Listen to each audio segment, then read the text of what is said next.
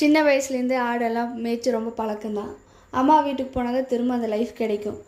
சின்ன வயசில் ஸ்கூல் டைமில் முக்கியமாக ஸ்கூல் காலேஜ் எல்லாமே போயிட்டு இருக்கும்போது வீட்டுக்கு வந்ததுமே ஆடு மேய்க்கணும். கண்டிப்பாக ஆடு மேய்க்கணும். அண்ணாங்கால் போட்டு விட்ருவாங்க, மேய்க்கணும். அது பக்கத்தில் யார் காட்டுக்கும் போகக்கூடாது. போனால் சத்தம் போடுவாங்க. பக்கத்து காட்டுக்கார சத்தம் போடுறாங்களோ இல்லையோ, அம்மா வீட்டிலேருந்து கரெக்டாக பார்த்துட்டு என்ன பண்ணிட்டு நின்றுக்கிற அப்படி சொல்லி சத்தம் போடுவாங்க. அது நம்ம கரெக்டாக பார்த்தாகணும்.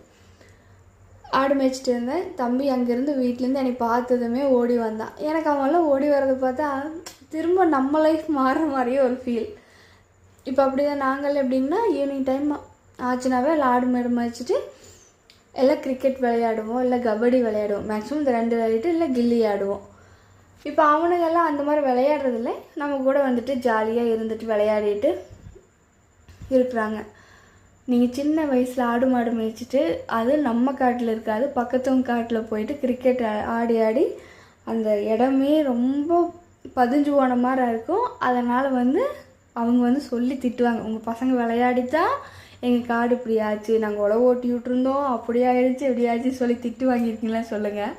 ஏன்னா நாங்களாம் திட்டு வாங்கியிருக்கோம். அது இந்த மே மாத லீவுனா ஒன்றும் சொல்ல முடியாது, அவ்வளோதான் இருக்கும். அப்புறம் பார்த்திங்கன்னா அந்த கரண்ட்டு கம்பம் இந்த சாஞ்ச வாக்கில் இருந்துச்சு. அதனால் ஒன்றும் பிரச்சனை இல்லை, அப்படி இருந்துச்சு. இந்த வாழை எல்லாமே அதுக்கேற்ற மாதிரி சாஞ்சமாக இருக்கும். இப்போ இந்த மழை வந்துச்சு பார்த்திங்களா, அந்த டைமில் கொஞ்சம் காற்று அதிகமாக இருந்துச்சு, அப்படி சாஞ்சா அப்படி இருக்குது. இல்லை நம்மளுக்கு எதாவது பிரச்சனைன்னா கூப்பிட்டு சொன்னாங்கன்னா அவங்க மாற்றி விடுவாங்க. உங்களுக்கு ஆடு மாடு மேய்க்க ரொம்ப பிடிக்குன்னு சொல்லுங்கள். ஆட்டுக்காட்டில் எங்கள் பாட்டி இந்த வெத்தலை கொட்டி கொட்டி போடுறது ரொம்ப பழக்கம்தான். அதனால் பாட்டி அதே மாதிரி எங்கே போனாலும் ஒரு கல் ரெடி பண்ணி போட்டிருக்கும். அப்புறம் இந்த கோவத்தலை எல்லாமே டிஃப்ரெண்ட்டாக இருந்துச்சு. கோவத்தலை சாப்பிட்டா ரொம்ப நல்லது சொல்லுவாங்க, யூரின் பிரச்சனை எல்லாமே சரி பண்ணும். ஆனால் அதுவே நிறைய டிஃப்ரெண்ட்டாக இருந்துச்சு, ஒவ்வொரு ஷேப்பில் இருந்துச்சு.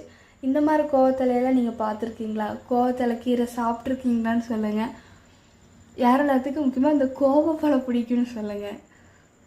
இதெல்லாம் தான் எங்களோட வில்லேஜில் இருக்கிற ரொம்ப ஒரு ஹாப்பினஸோடு போயிட்டு இருக்கிறது. இன்னும் ஸ்கூல் ஓப்பன் ஆகிடும், ஸ்கூல் போகணும். போக வைக்கணும்னு நினச்சாதான் பயமாக இருக்குது. அவங்க போகிறாங்களா இல்லையாங்கிறது அடுத்த விஷயம். ஆனால் நம்ம போக வைக்கணுங்கிறதா தலைக்கேறும் அந்த ப்ரெஷர். தேங்க்யூ.